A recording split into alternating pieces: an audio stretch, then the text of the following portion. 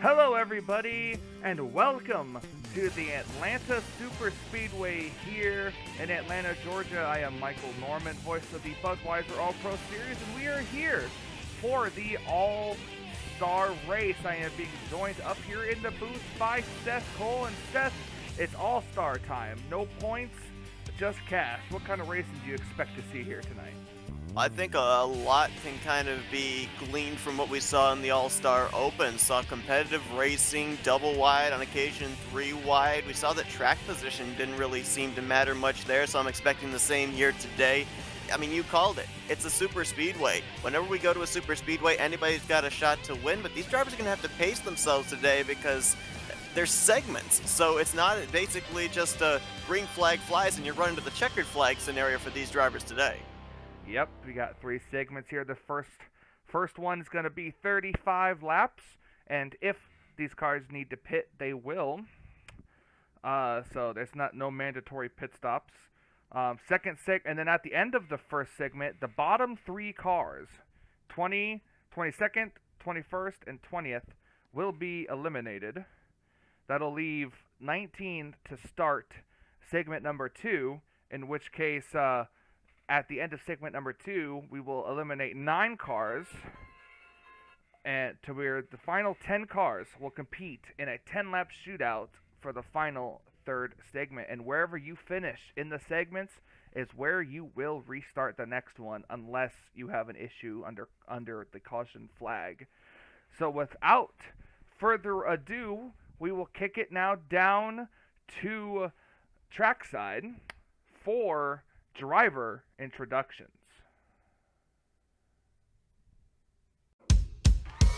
Alright, race fans, let's get down to the starting grid for the Season 13 Budweiser All-Pro Series All-Star Race.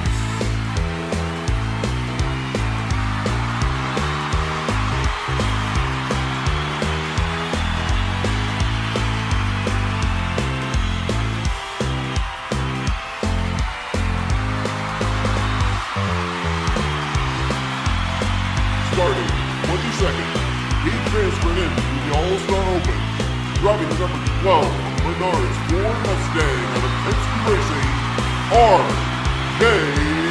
Bishop.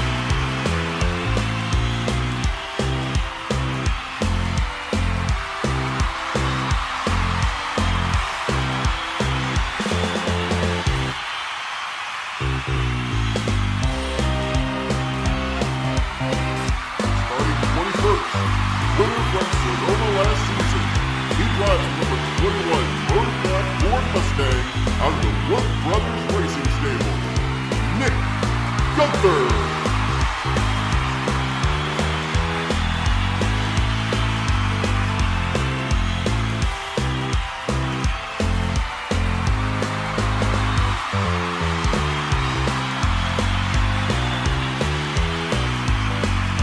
Starting 20th. He was the winner in Dover last season. Driver out of number 5, HendrickCars.com Chevrolet out of Hendrick Motorsports. Who the heck is this guy? Kyle Matthews!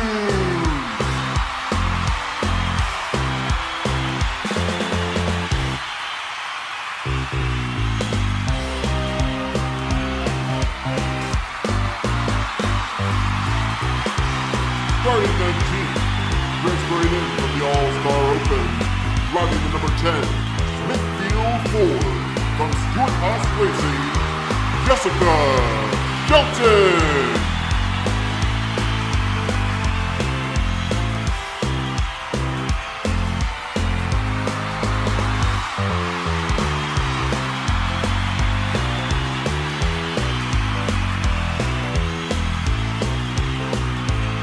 Rolling off 18. The winner of the Bristol Dirt Race in spectacular fashion, driving the number 42 Chevrolet from Petty GMS Racing, Bobby Frazier.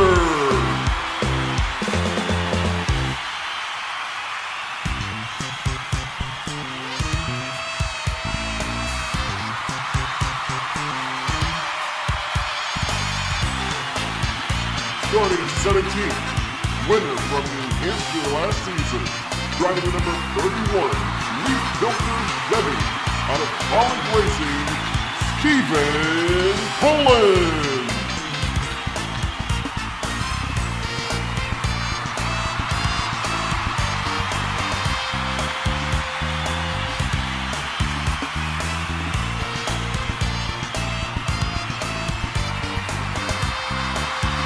Starting 16th, winner from the Richmond playoff race last season, driving the number 24 Exalta Chevrolet out of Hendrick Motorsports, Seth Cole.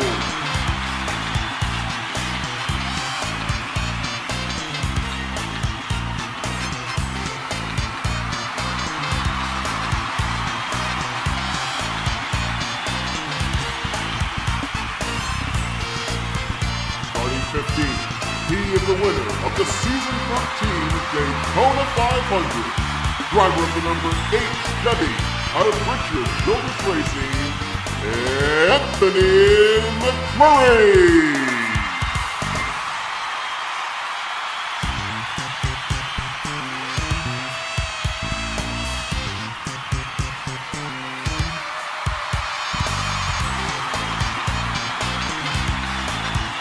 Starting 14th, a double-time winner this season, driving the number 48 Allied Chevrolet from Hendrick Motorsports, Cody Lama.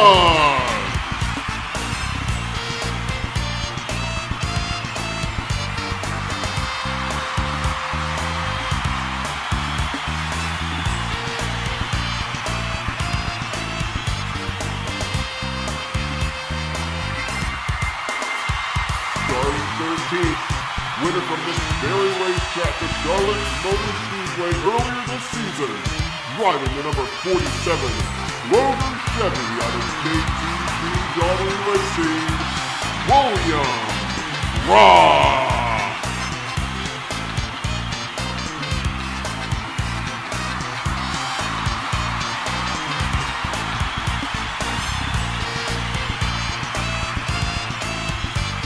Starting in 12th, the winner of the first Pocono Dual race this season, driver the number 22 AAA Ford Mustang for Penske Racing, Henry Sanford.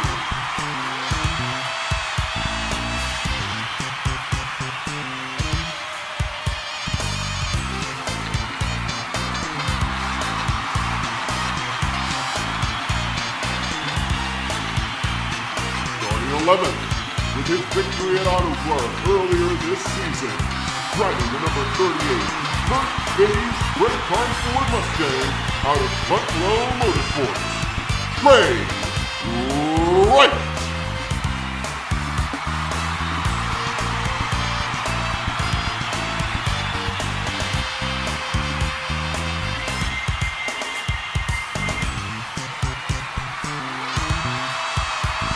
Starting in 10th, the winner of the Season 12 Great American Race Daytona 500, driving the number 3 Bass Pro Shop Chevrolet from Richard Childress Racing, Cole Deaver.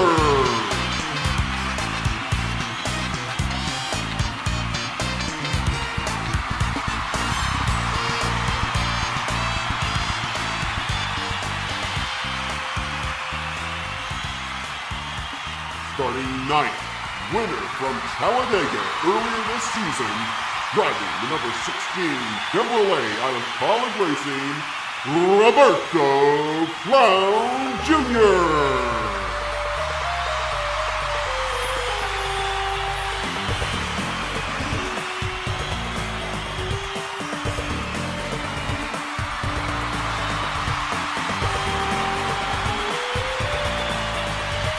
Starting 8th, transferring from the All-Star Open, driving the number 45 Monster Energy Toyota from 2311 Racing, Benjamin Miles.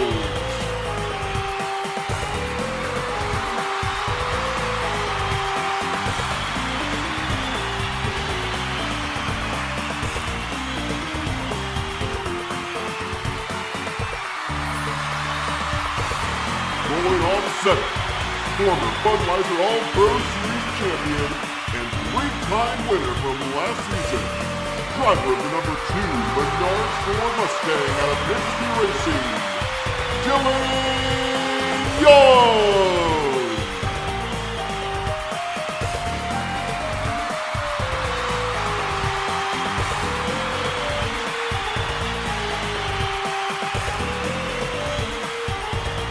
Starting 6th, winner from Las Vegas earlier this season, driver of the number 41 Haas Automation Ford Mustang out of Stewart Haas Racing, John Sorline.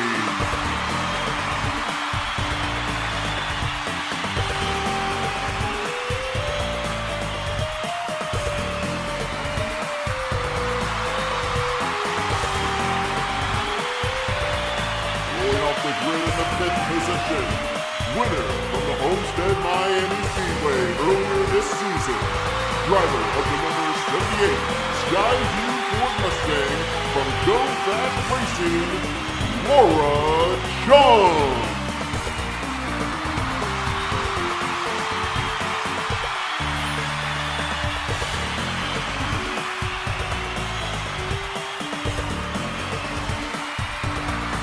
Starting 4th, winner from Gateway earlier this season, driver the number 14 Mahindra's Tractors Ford Mustang from Stewart Haas Racing, Allie Ray.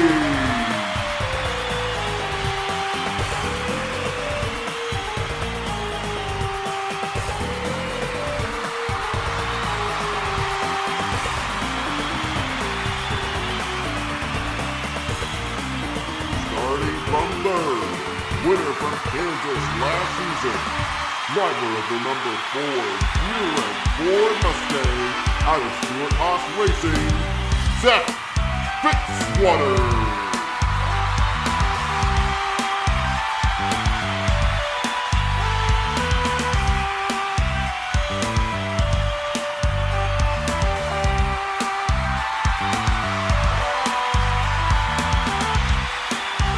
Starting 2nd on the outside of the front row, winner from the Indy Road Course race last season, driver of the number 6 Fastenal Ford Mustang out of RFK Racing, Dylan Poteet.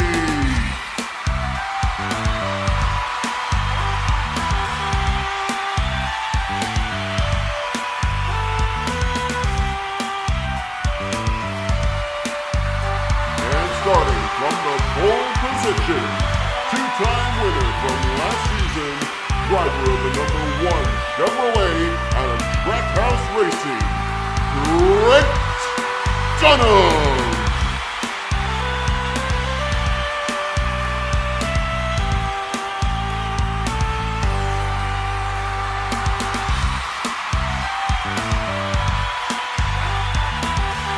And that's your starting lineup for tonight's Season 13 Budweiser All-Pro Series All-Star Race.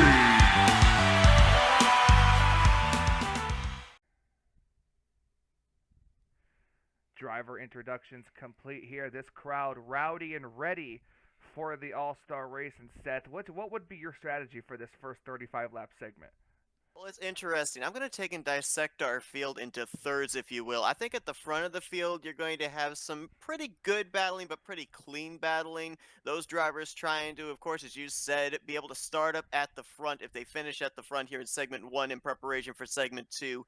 Middle of the pack, I think they're just going to be happy to ride there. I don't think you're going to see a lot of aggressive racing at that point in time. They're going to figure, you know, I'm not going to be starting up at the front for segment 2, so I'm just going to make sure I don't tear up my equipment. But you get back there around 17th on back, that's where the desperation sets in, because as you mentioned, 3 drivers getting eliminated at the end of this first segment. You don't want to be in one of those elimination spots. So, you know, most of the time when we have super speedway racing, our eyes are up towards the front of the field. I think you got to keep your eyes towards the back of the field here for the first segment, because that's where all the fun's going to be. Yeah, absolutely. It's going to be craziness back there. These drivers standing next to their cars. Let's go trackside.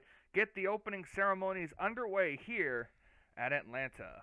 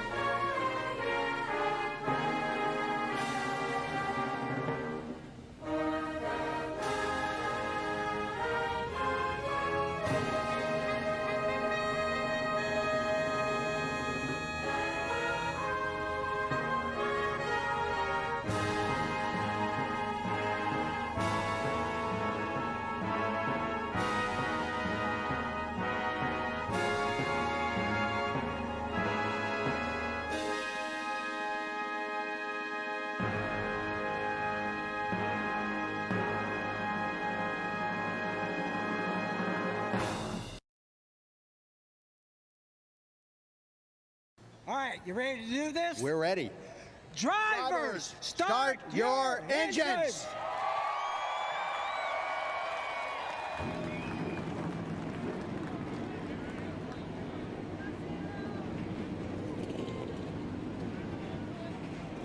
Engines are fired here at the Atlanta Motor Speedway. It's going to be 35 laps of racing here tonight, and it's going to be a good one as these cars getting ready to pull off pit road. And you know, we don't see Trent on the pole very often, so very surprising for Trackhouse to get the pole position for this race here today, Seth.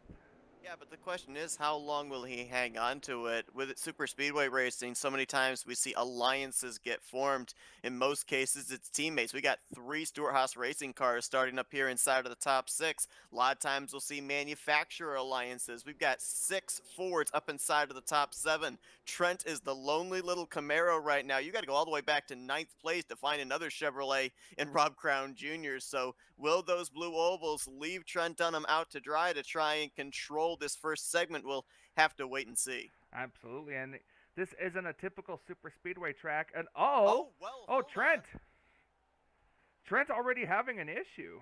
Something amiss there on that Trackhouse Chevy, and this is not good, Michael, because as you said, say we don't end up having a caution in this first segment, Trent's going to be starting segment 1 outside of the top 19, which puts him in an elimination spot after what was going to be great starting track position. Yeah, and that's very surprising too. I mean, I'm hearing that it could be something with the engine here, so something amiss with the one car, and he's going to come to pit road with the pace car. Trent Dunham's going to be hoping this is going to be a race of attrition, at least in the first segment, so he can maybe sneak his way up into a transfer spot. So that puts Zachary Fitzwater as the unofficial pole sitter, and he'll be the one to lead us to green to get the All-Star race underway. Yeah, green flag is in the air. Dylan Poteet on the outside there, waiting for all these cars to come across the line. And unfortunately, the one car, and he's done. Wow. Already didn't even get the green flag, and the one car of Trent Dunham is officially out of the race. You know what that does? That makes a lot of drivers there that start towards the rear of the field breathe a little sigh of relief, because now they know one of the drivers already eliminated. There's only 2 more left that will get the axe once this first segment's completed. Down to lead the first lap, it's going to be the 78 of Laura Chung, who surprised everybody last season when she went to victory lane in the Bristol Dirt Race, and then again this season when she won at Homestead. Dylan Young, our defending champion. Now, the inside lane looks to be starting out pretty strong now, but I think later on in the run, the outside lane's probably where you're going to want to be at.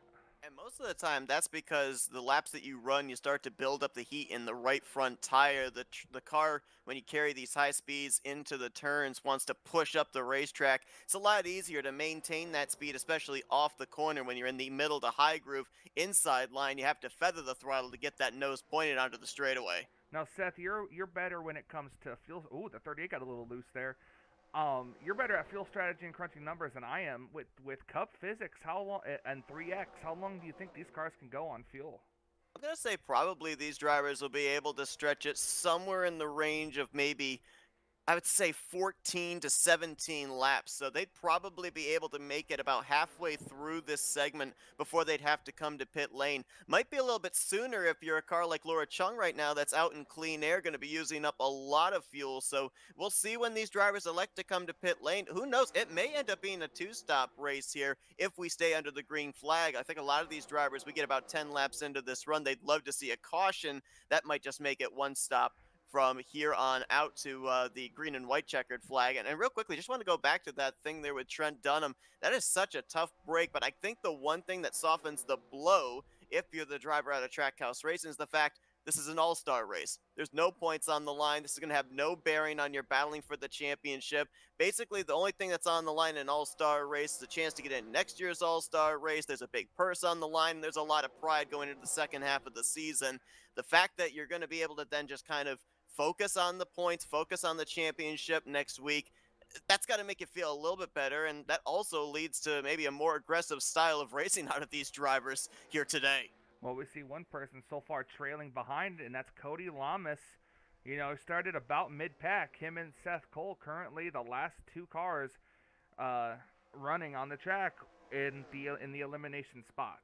Could be strategy though. You run towards the back of the pack, they're double wide in front of you, there's a lot of stack up that takes place, and when you close up on that stack up, it gives you the ability to throw in the clutch, maybe be able to save a little bit of fuel. Like I said, these drivers, if indeed they can make it on one stop, they're looking for that target lap around lap 17, lap 18. If you're at the back, you might be able to stretch it that far. Looking at some three wide right here, the 47 William Brock, Roberto Crown Jr., and Henry Sanford trying to battle three wide, as well as a little further up in the pack there, a couple of Stewart Haas cars going three wide.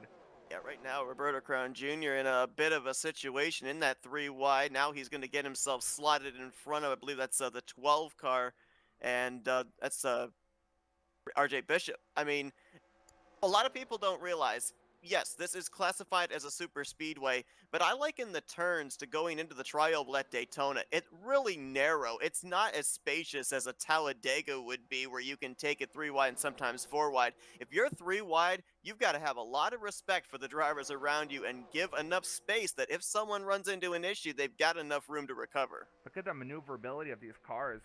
Like, we're able to turn from the outside lane all the way down. Look at Trey Wright trying to take the momentum with him here.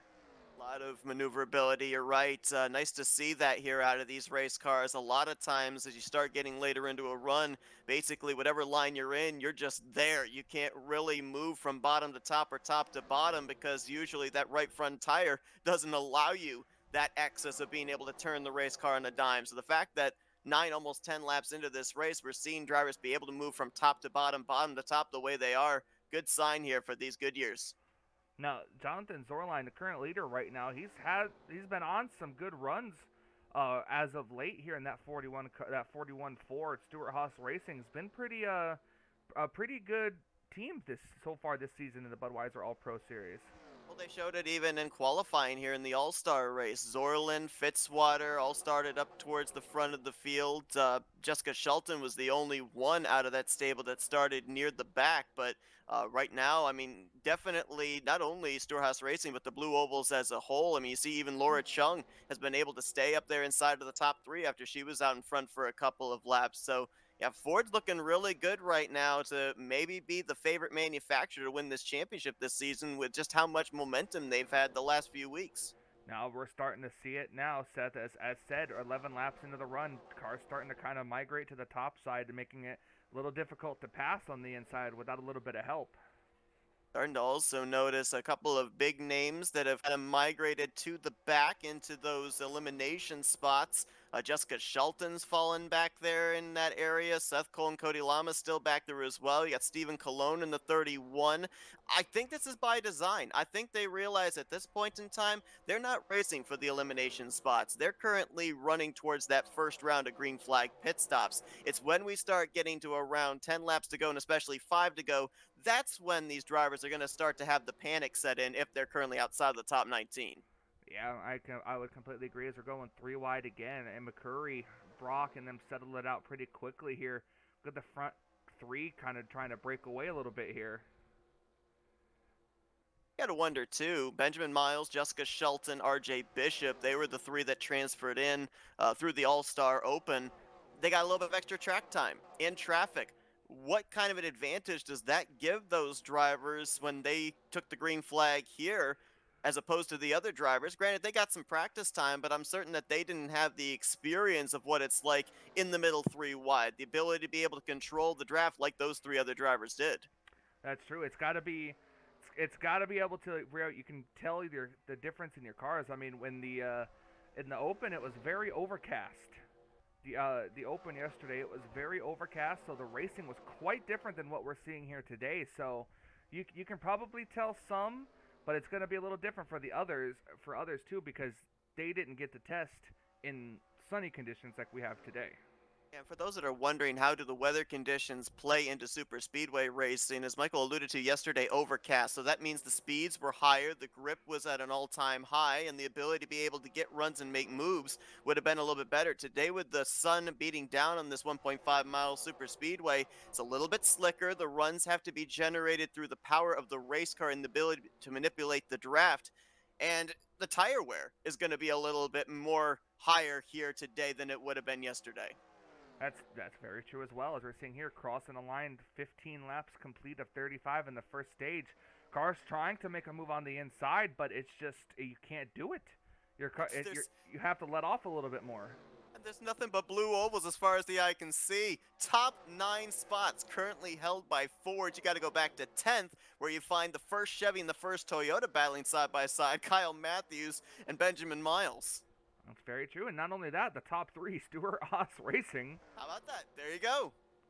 All 3 out of their 4 cars in this race. But the only problem is the one that's not up here is the one in an elimination spot.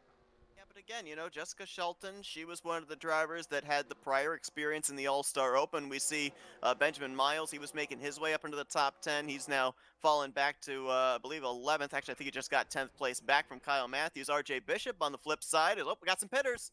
I'll get to that in a minute. Seth, in, Trey Wright's in. You were right about 17 laps. 41, 38, 48, 3. Let's see if there's anyone else. Nobody else. I'm surprised it's only 2 Fords. I would have thought all the Fords would have elected to come down together. I'm surprised it's only 2 of them right now. I'm gonna see if we get more down this time. So these cars can run probably about 17 to 20, somewhere around there probably. Ooh, Yeah, the 22. I'd say even the cars that just came to pit road, they might be able to make it the rest of the way if they're able to merge with the pack once everything cycles around. If you're all by yourself, it's going to be a big question mark, but big pack of cars came down this time. Yep, much bigger pack this time. Couple of Fords and probably just about all the Chevys. Seems like the only car to stay out would be the 12. The 12 that stayed out, the 5, the 31, the 21, and the 10. I was going to mention there, it was looking like the Penske Fords were about to get all lined up, and Sanford and Young came to pit lane. RJ Bishop stays out, so you know, the alliances that I thought we were going to see, especially with coming to pit lane, they have not seemed to exactly work themselves out. I don't know if this is a split strategy of kind of figuring, well, if we do something different from our teammates, we'll make sure that at least one of our cars get into the next round. And look at this right here.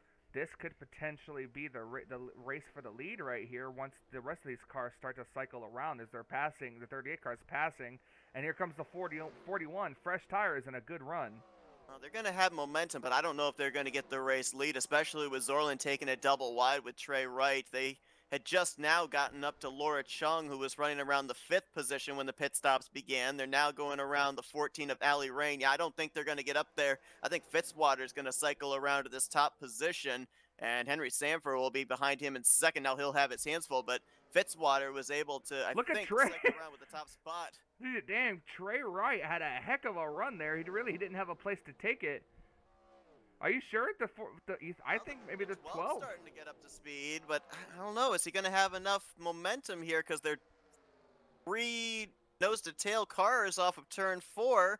Well, Henry Sanford right there. Okay, that was a teammate move right there. Sanford pulling out to the inside on Zachary Fitzwater, stalls that momentum and allows them to catch RJ Bishop with not nearly as much speed as they would have. That was a teammate move right there to get Penske up to the front and control this draft. And this is going to be a 7-car battle for what could possibly be the stage/segment win. And you look at them racing all again back here. So once everything cycles around this lap, we'll go back and look and see at who are in the 2 elimination spots as Gunther and Matthews now battling it out for spots back here. This is an important battle here in the mid-pack area because going back to the point, the finishing order from segment 1 determines the starting grid for segment 2. If you're back in that group right now, you may be battling for starting in 10th, 11th, 12th position when the green flag flies in segment 2, which is right around where the next cutoff line would be. And look at this, the last 2 cars, Dylan Poteet. So something drastic happened to Dylan Poteet on that pit stop because he's back here, and Jessica Shelton also, and those 2 have lost the draft. Boy, we've had hard luck for both of our front row starters, haven't we? Trent Dunham, who was supposed to lead us to green, pulled off to the apron on the back straightaway, never even got to take the green flag with a mechanical problem, and Poteet started the outside of the front row, and right now appears to be off the pace, well, not necessarily off the pace, but doesn't have the benefit of draft, and gotta wonder what happened there during that cycle of green flag pit stops that put him back. He came down with that big second group that we saw. Little field a little bit spread out here, and that's what makes this track a little bit different compared to like Daytona or Talladega. you know, when these cars get spread out like this, the draft isn't going to cycle them all back up. It's still going to act as a regular speedway track. And here's the thing with that, Michael. With the field spread out, that's when you've kind of got to look at the fuel numbers. We saw them make it about 17 to 18 laps. That means that they may only be able to, now being spread out and not being a big pack, only be able to go 15 to 16 laps on this run. You don't have nearly as much draft, as much ability to save fuel as you did prior to that green flag stop. So there could be a big question mark still on every single driver on the field in whether they could be anywhere from 1 to 2 laps short here of the finish. Oh, and Henry Sanford just tried to put a big block on Laura Chung, and I don't really think she took too kindly about it, because here she comes now trying the inside here, and Trey Wright up here as well. Yeah, not sure why you would throw a block if you're up in this lead group, because currently you're in control of a spot inside of the top 5, top 10. You're going to be starting up in that spot once the next segment begins. Granted, if we don't have a green flag pit stop at the end of this segment, completely mix things up. So I kind of think right now you should just be in ride mode. Don't be side drafting. Don't be throwing aggressive blocks. Don't be doing aggressive pushing either, because the last thing you want to do is get yourself caught up in a wreck and give drivers like Jessica Shelton and Dylan Pote new life to get out of an elimination spot. That's true. And once again, top 8, all Fords. Finally got 2 Chevys that broke into the top 10 there, with Matthews now joined by Bobby Frazier. But as you can see with the telemetry, they're running about a second and a half, well, actually about a second and 8/10 off the top group there. We talked about Cody Lamas when he was riding in the back. Now look at him, mid-pack, well away from an elimination spot. Yeah, did a good job there on that green flag pit stop. Uh-oh. And oh boy, look at the transfer spot battle. I just noticed that Pote and Shelton, they've caught up to Seth Cole, so could have a 3-way battle for the final 2 elimination spots here. Sure, but yeah, 3-way battle for just a final transfer spot. And honestly, I don't think any of these 3 drivers can make it. They spent so much time running by themselves. Shelton just now getting the draft off the 24, Pote getting the draft off the 10, but they spent so many laps after that pit stop was done. I don't think any of these 3 can make it the rest of the way on what they've got in the tank. I think they're going to be 1 to 2 laps short. Now here's the question. Do you try to run it out, or do you try to short pit, come in for a splash and gas, and hope that the other 2 run out too? Man, I'd hate to be their crew chiefs right now. I don't know. I mean, it's the All-Star race, right? There's no points on the line. It's the ultimate risk versus reward, but... Oh, you can't ask me that question. I don't know. my heart says come to pit road. My gut says stay out and take the consequences. Yeah, I would too. I would run that.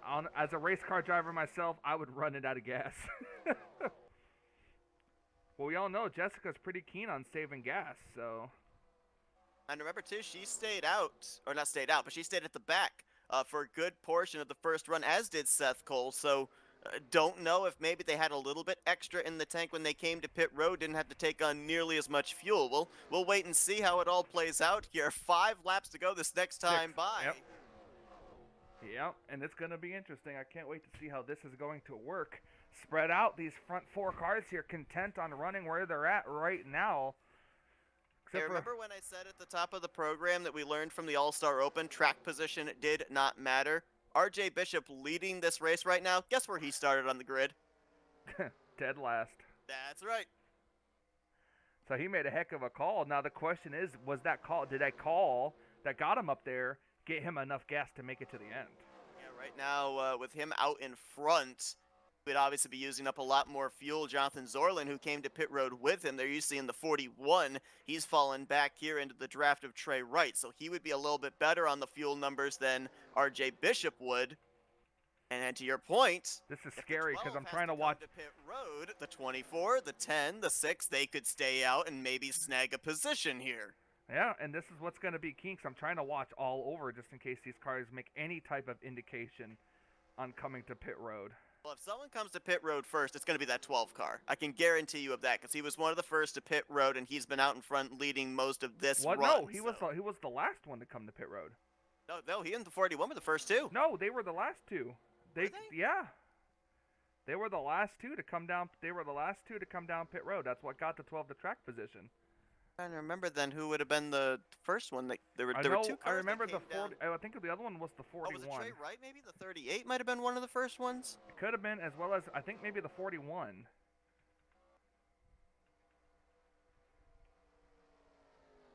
They would be Wait the and two see. then, I guess, to keep an eye on here. Yeah, I think you're right. I think you're right. I thought for some reason it was the 12 and the 41. Well, we've got 2 laps of racing to go, so if it's gonna happen, it's gonna happen now. Yeah, if they take the white flag, that says to me that these guys are going to be able to make it on fumes. But right here is going to be the big question mark. Do we see hands out the window having to come to pit lane? Do we see drivers run out of fuel on this upcoming final lap? Now, Seth, here's another important question. Next segment, 9 cars get eliminated. These cars can run 17 to 20 laps on gas. The next segment's only 25 laps.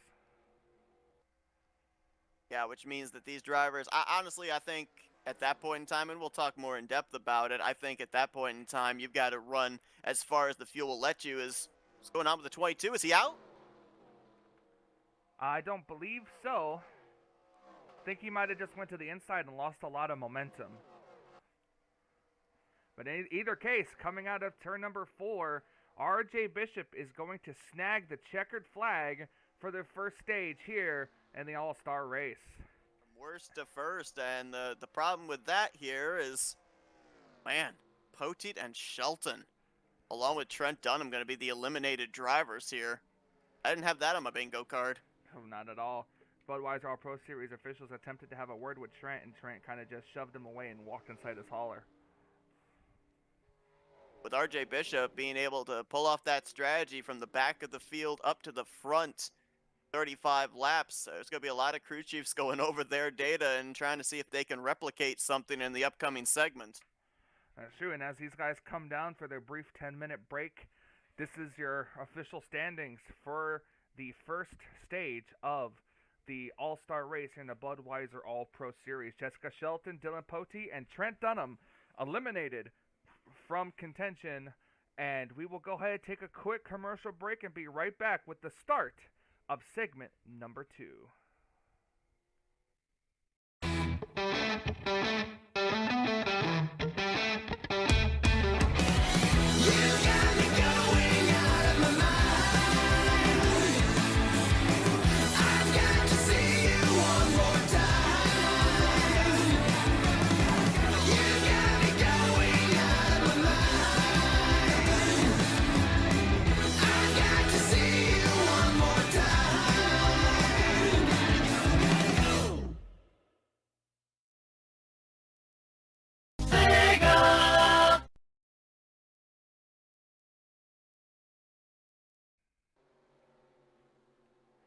And we're back here.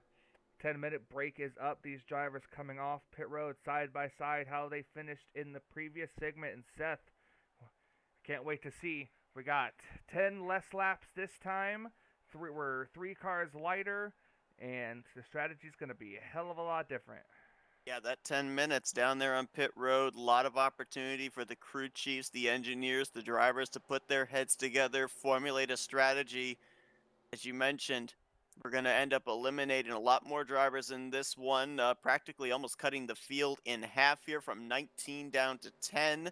Cody Lamas in that critical 10th position at the drop of the green here, so keep an eye around that Ally Chevrolet. That's where they're going to be mixing things up, but I noticed a lot of big names not only got eliminated there, Michael, but a lot of them finished towards the rear of the field in this last segment. Anthony McCurry, who won the Daytona 500 this season, you would have thought a driver like that at a super speedway would be up at the front, but no, he's back there restarting in the 18th position.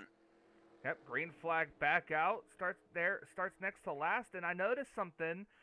Seth Colt there went from the bottom to the top right at the drop of the green flag, so do you feel like it's easier to save your tires running the top side?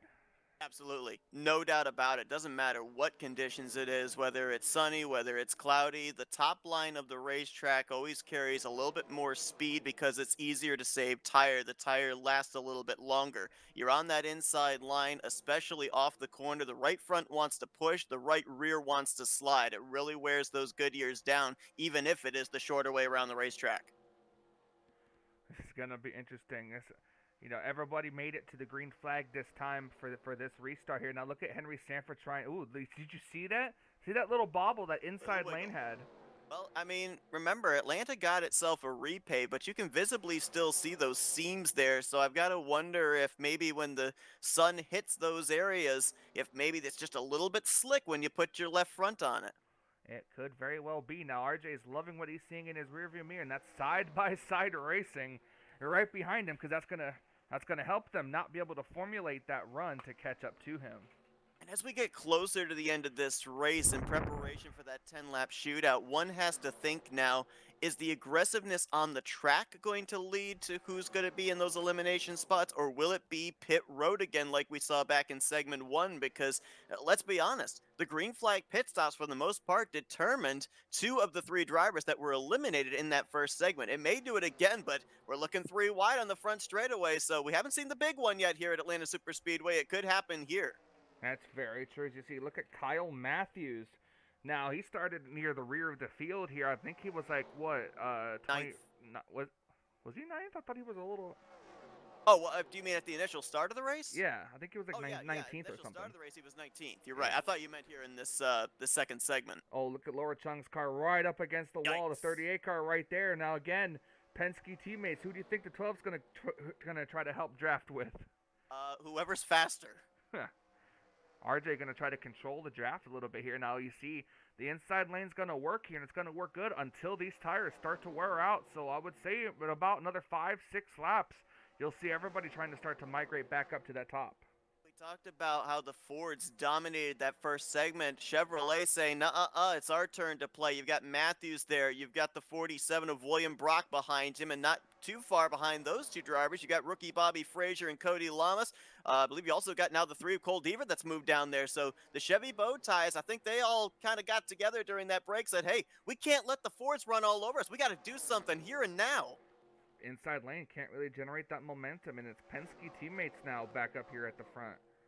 An eye there on your ticker on the top right, because that 10th position is going to be the final transfer spot. Anybody else that takes the checkered flag here behind 10th place, they're out of it. They are not moving on to the next final round of this all-star race. So things are going to get critical here, especially with pit road, because going back to the mistake I made, but you being correct with RJ Bishop being one of the last to come to pit road during the cycle green flag pit stops back in segment 1. It got him the lead. He held the lead. So does that mean that everybody's going to try and wait until the absolute last second to hit pit road here in segment 2? It's very possible. Look at Henry Samfer trying to get the lead from his teammate here. The outside lane has a bit of momentum, but I mean, Seth, look, if you can get it, if you can dive it off in the corner without having to get out of the gas, you can get really good momentum. Not necessarily certain if he was trying to take the lead from RJ, as opposed to the fact of just trying to block that inside line, really realizing the Chevrolets had jumped down there, maybe trying to hold up their momentum. You see now as he'll be side by side with Laura Chung. I think he was of the assumption if he could hold Kyle Matthews off, Laura Chung would let him back up in line. Obviously, that's not the case here. But at least I think at that point in time, it was more a defensive move by the AAA Insurance Ford than it was an offensive move. Last time around, the 41 of Zorline was the driver in the cutoff place here, all within 1 second of the leader. A little bit worried about that Toyota. Benjamin Miles back there. Anthony McCurry moments ago looked like he had lost the draft, and now Miles may be in danger as well. Looks like he's now got the slipstream off both Nick Gunther's 21 and Anthony McCurry's 8. Last thing you want to do is have lost the draft before coming to pit lane for green flag pit stops. Very true, and I did hear somebody scraping the wall earlier, so Benjamin Miles could have just gently scraped the wall as well. Yeah, more often than not going to give you damage that's going to affect your speed, but certainly Atlanta Motor Speedway, or Atlanta Super Speedway, I should say, is one of those tracks where you brush the wall, it kind of sucks you in, and it loses you a lot of momentum, so you have to kind of wind that rubber band back up, get that momentum back, and it takes you a couple laps to do it, not to mention the amount of positions you lose on the track as a result. RJ Bishop really good at managing to control the draft here. Big stack up, I wonder if maybe they can try to get the momentum to get back to the 12 cars back bumper. So here's the good thing for RJ Bishop. You're out in front. You're not back in this mayhem. The bad news is we saw him play the strategy of one of the last cars on to pit road back in segment 1. He's not going to have that luxury this time. Out there in that clean air, creating the draft for the drivers behind him, he's using up the most fuel. he's probably going to have to be one of the first ones to pit road. So I'm certain that he and his crew talked about this during the break about the fact that if they do end up leading most of this segment and have to be one of the first to pit road, what do they do to make sure that they're going to be coming back out with a pack, most preferably up inside of the top 10? That's very true. I'm not sure what they can do as Kyle Matthews passes Henry Sanford on the inside. He's not quite clear, but he was definitely close. And I think he's got him cleared now. There. Look at that battle around the transfer spot right now. The 47 of William Brock, the 31 of Stephen Colon, the 14 of Ali Rain. These drivers know what's going on here. This is the point of the race that we call the setup for the green flag pit stop. You're trying to get that extra 1-2 positions better than where you were for when you come to pit lane, because who knows, that could be a difference maker. All right, look at Dylan Young just trying to hold on to his for dear life inside the top 10. And it's hard to tell right now, especially in this mid-pack area, which line is the better one to run. Is there more stack up on the top? Is there more stack up on the bottom? See Dylan almost push up into the wall there in front of William Brock. Brock got very close to his left rear quarter panel, so it looks like these drivers, especially in the mid-pack area, dealing with a lot more aero tightness than I think we saw back in segment 1. That's very true. Getting closer to that round of pit stops that we talked about here now. This time around, they don't want to come now. I say this time around for this segment they don't have to get as much fuel as they did in the previous one. You know, we could see some take on tires either. I don't see why you would. We could see 2 tires. I think two tires would be better. Yeah. 2 tires would be better than 0 tires because you have more maneuverability. Well, I mean, let's try and crunch the numbers here. You come to pit road, say lap 16, lap 17, like we've been used to seeing them do here so far today. You're looking at roughly about 8-9 laps to go. You'd be probably having to put maybe a third of a tank of fuel in there. You might be safe and just go with a can. Maybe you can go with right sides, but do you want to run the risk that you have an issue with changing tires and that costs you track position? I don't know. Look at this, Seth. The 38 car no longer inside the top 10, sitting here 11th.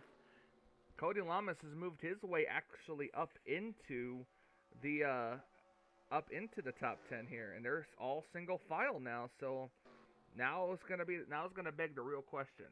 Yeah, the Fords were looking really good at the beginning, but it seems like a lot of them got bullied outside of the top 10 in this segment. You got Zachary Fitzwater just barely inside the top 10 in 9th. Ali Rain and Trey Wright currently outside of the top 10. These are drivers that finished up inside of the top 7 here we go.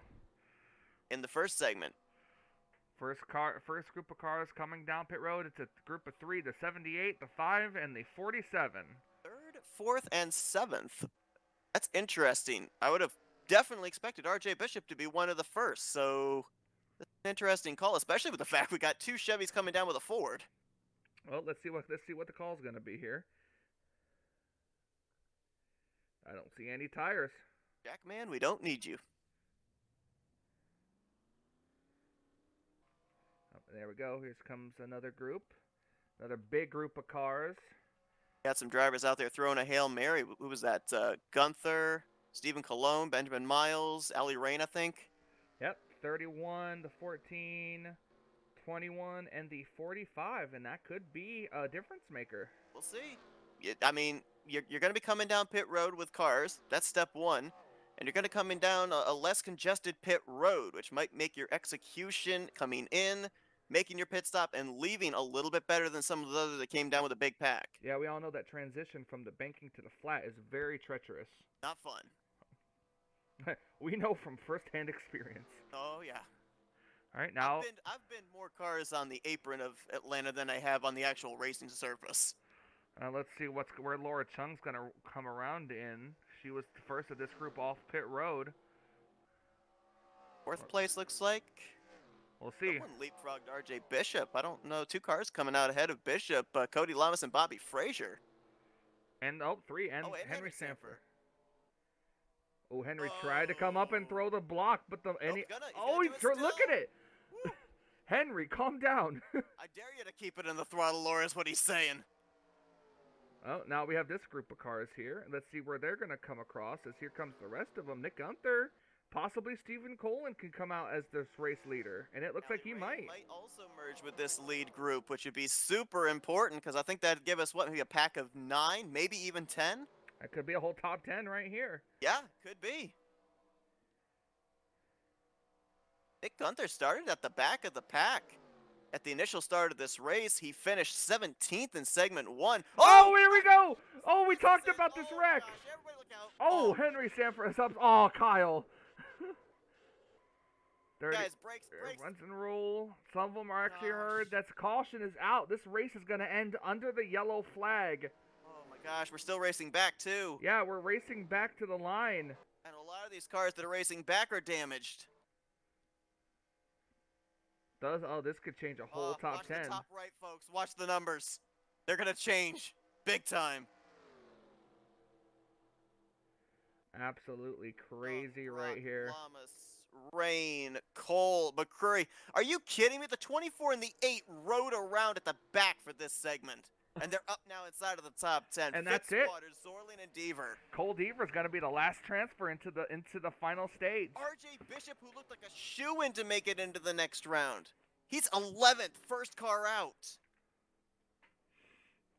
Wow, that is absolutely crazy. But let's not count out our chickens yet. We've seen weird things happen. Going back to green for a one-lap shootout here because there's no lap cars. Well, I guess we'll find out. Like I said, I don't know. We have 4 laps to go right now. They raced back with 5 to go.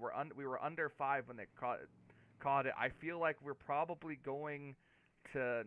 This race is probably going to end in a yellow. And I'm wondering what happened. We know Sanford and Chung got together. They were in transfer spots.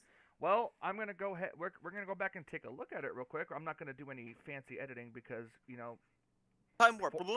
Fourth wall. So let's go ahead and take a look and see at what happened. We saw was the 22 get spun.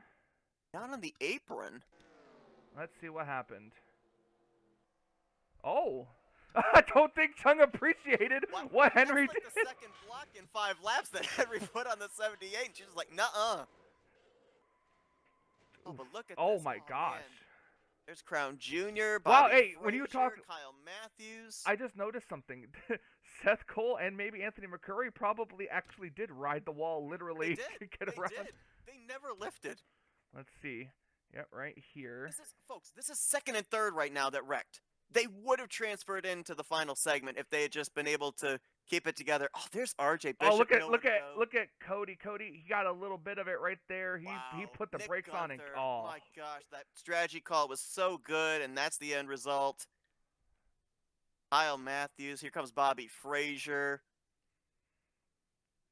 Well, and then the track's just blockaded up. You got to pick a lane and hope they're not there. Rob Crown Jr. chooses wrong. And it kind of opens up a little bit for the rest of them. Look at Anthony McCurry there in the 8. Picks up 4 spots right there. And so does the 41 and the 3. And the 3. That was your final transfer spots right there. Yep. I'm going to try to take a look. What happened to the 45? Like, I think he just lost a lot of momentum. He Remember, was off the pace. Look at how quickly they caught him. Well, he was on the bottom, and the bottom loses a lot of momentum. Full time here for Benjamin Miles. Let's see. Look at him dive to the inside. Then he changes directions.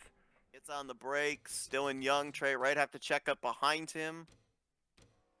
At that point in time, I'm with Seth Cole and Anthony McCurry. There's no brakes. I'm flat-footing that thing through 1 and 2 and just hoping I don't hit anybody. Well, let's ride on board with him.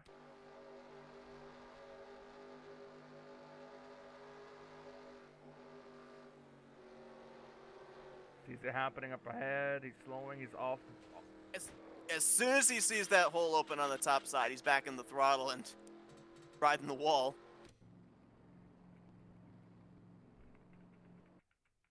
Oh boy, here we go. Jeopardy music. Yep, we're going to see what's going to happen now.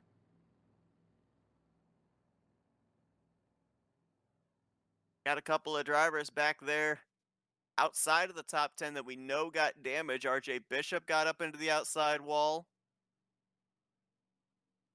We got 14 cars that are still on the racetrack here. Benjamin Miles, Trey Wright, and Dylan Young gonna try and make their way in.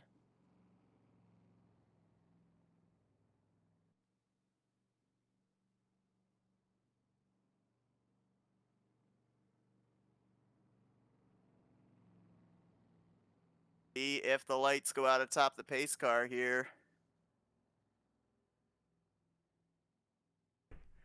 Okay. Yep, and I don't see any indication on coming to pit road. We still got a couple of laps left.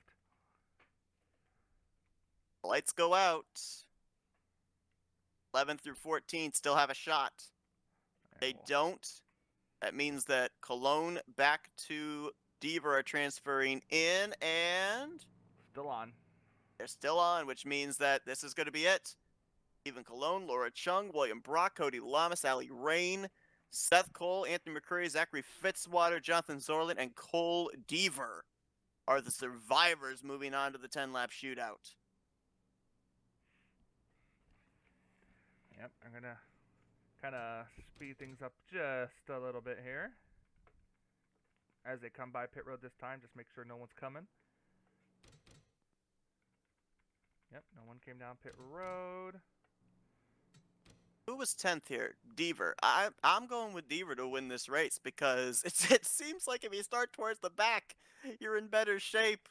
RJ Bishop started dead last in segment 1. He won that segment. Stephen Cologne started 14th in segment 2. He wins this segment. I mean, I don't know. I think Deaver, even though he might be starting with the worst track position here for the 10-lap shootouts, the odds right now seem to be in his favor.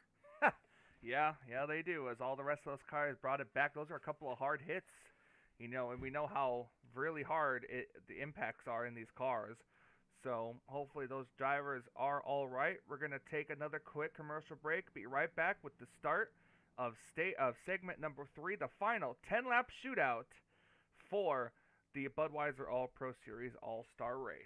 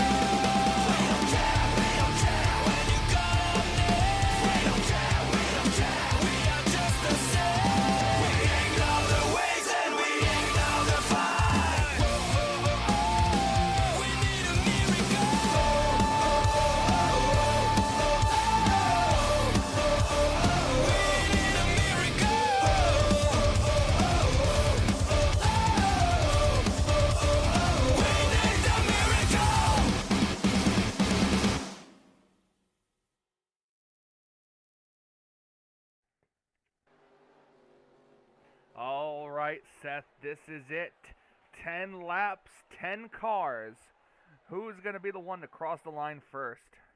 Well, I mean, these drivers had another time segment in between stage 2 and 3 to do some strategy, and it gave me time to amend my pick because I remembered back that RJ Bishop started on the pole for segment 2 and pretty much dominated up until those green flag pit stops. So I'm going from the back of the field now to the front of the field. I'm changing over to the 31 of Stephen Cologne. I think the track position is going to be important here. All right, here we go, and green flag is out. We're underway. 10 laps, which hopefully should not do a lot of the tire wear. This should be an exciting 10 laps. Now it just comes down to who's got the faster car, who's able to manipulate the draft the best, right? It's like nobody really liking that top line in the early going. Brock's going to move into second, Ali Rain into third. The Fords are kind of outnumbered here against the Chevrolets now. You've got 4 Fords and 6 Chevrolets now. That's a far cry from what we had back at the end of segment 1. Here comes Anthony McCurry to the inside. We talked about him skating through that wreck. The Daytona 500 winner. Could he add the All-Star race to his list of wins this season? Look at Ali Rain going to duck down to the inside. Talked about the early maneuverability of these cars on fresh tires. Try and do what she can here. Needs some drafting help down there, though. Anthony McCurry was busy with, I think that was that Jonathan Zorlin there? No, it was Laura Chung. Oh, and No, it was Chung got Zorlin, the 41, actually. They were 3 wide for a brief moment. Rain's going to make it work. Oh, and Chung's coming to pit road for something. I'm not sure what is going on with the 78, but she went from the outside lane to the inside lane. Possible flat tire for the 78. Yeah, let's remember, these drivers, these teams were not allowed to work on these race cars in between segments 2 and 3. Laura Chung had that contact with Henry Sanford. You gotta wonder if maybe that contact led to something like a flat tire that you alluded to there, and may have taken her out of the running of winning this All-Star race. It's very possible she is still on there. She's getting some tires changed now. Talked about on the right side, right where that contact was. And now Seth Zorline going to take the lead, and here comes Cole Deaver. So it seems like the last two, Seth Cole, and I believe that is the 4, Fitzwater, lost the pack due to her sudden coming to pit road. I think you're right, and I think that's effectively taken them out of the running for this thing. So it's now down to 7 drivers. And talk about the 2 guys right now up at the front, Zorlin in the 41, Cole Deaver in the 3. They crossed the line in 9th and 10th. They were the last 2 drivers to make their way into this final segment of the All-Star race. Look at all the Chevys on the inside, most of the Fords on the outside. Cole Deaver's just got to control the draft, and I don't know, Seth. I don't think we can count the 24 out. He's still kind of in striking distance. Might have spoke too soon, yeah. With them double wide in front of him, he may have a shot of latching onto the draft, maybe of his Hendrick Motorsports teammate Cody Lamas, and getting back into this thing. Looks like visibly the gap is closing up. 4 laps to go, actually 5 laps to go, so still plenty of time. Zorline right on the back bumper of the 3. He's going to duck to the inside here. We'll see if the momentum carries with him. And at this point in time, I don't think there's any teammates. There's no friends. Your friends are where you find them. You're out for yourself at this point in time, because if you're going to try and be a good teammate, you may not have the momentum you need to be able to get up there and win the thing for yourself. So you got to be greedy here in this final 10-lap segment. Seth Cole able to catch back up to the packs. I think Cody Lamas might have gave him a little snippet of draft. Can Seth make it through these 7 cars in 4 laps? Ford won the first segment, Chevy won the second segment, and those manufacturers trying to settle it out here for who's going to win it all. Ford's definitely outnumbered now with the fact that Zachary Fitzwater got shuffled out. Now you've only got 2 Fords up here in this lead group. Laura Chung to pit road, so yeah, their numbers dwindled by half there.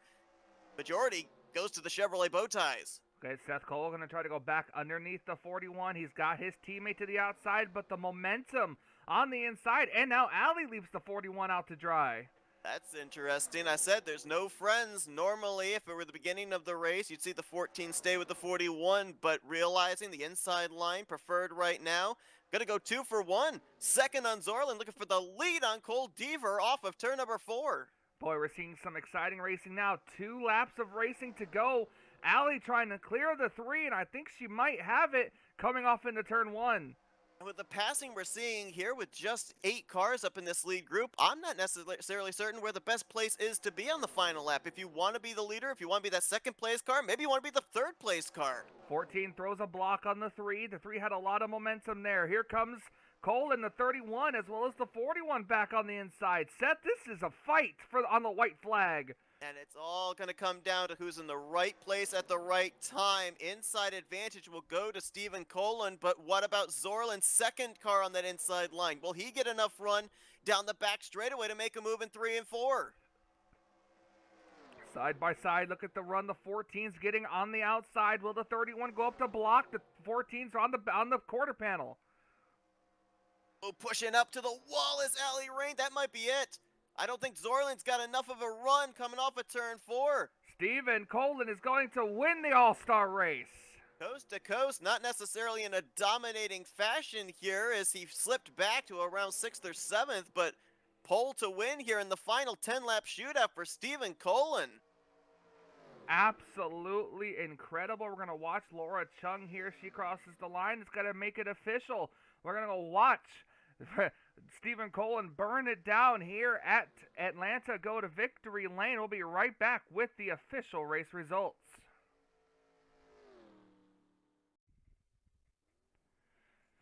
And here he is, our all-star race winner for season 13.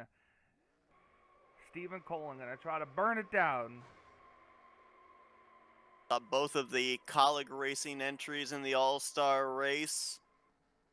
Brown Jr. got eliminated pretty early on. Stephen Colon, Adventurous Day, started the All-Star race back in segment 117th. And ended up starting, obviously, from the pole position after winning segment 2 in this 10-lap shootout. Gotta wonder, I mean, does this put Stephen Colon as a threat for any future super speedway races here this season? That's true. We're gonna have to find out. See, he's coming around here. I think he's gonna park at the start-finish line.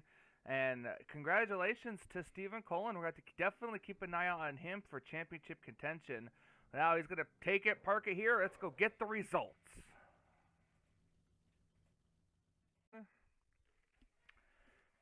And here you are, your official results here of the All-Star Race Season 13. Stephen Colon going to victory lane here. Allie second, Zorline third, Deaver fourth. Look, top 8 all within 1 second, all within half a second of each other. Yeah, I mean, if we'd had ourselves another 10 laps, we would have seen probably every single one of those top 8 lead at least one of those laps. They were so close together. A lot of jostling for position all the way back through that top 8. I think they were double wide, 2 rows deep, coming to take the white flag. So, or 4 rows deep, I should say, coming to take the white flag. So, wanting to get themselves in a position to possibly win this race. But credit to Stephen Colon not giving up after he got shuffled out of the race lead. He fought his way, clawed his way back up when it mattered the most. Absolutely, and I feel bad for Laura Chung, unfortunately, with the rules of not being. I mean, you can adjust your car, like make adjustments like your track bar and things like that, but you could not physically work or change tires under the caution flag or the red flag. So, well, I feel bad for Laura Chung in 2 regards. One, the fact it looked like she had a strong car all day long, could have easily won this thing. But the other thing, too, the All-Star race, while it is a non-points event, you can hurt some feelings in this event.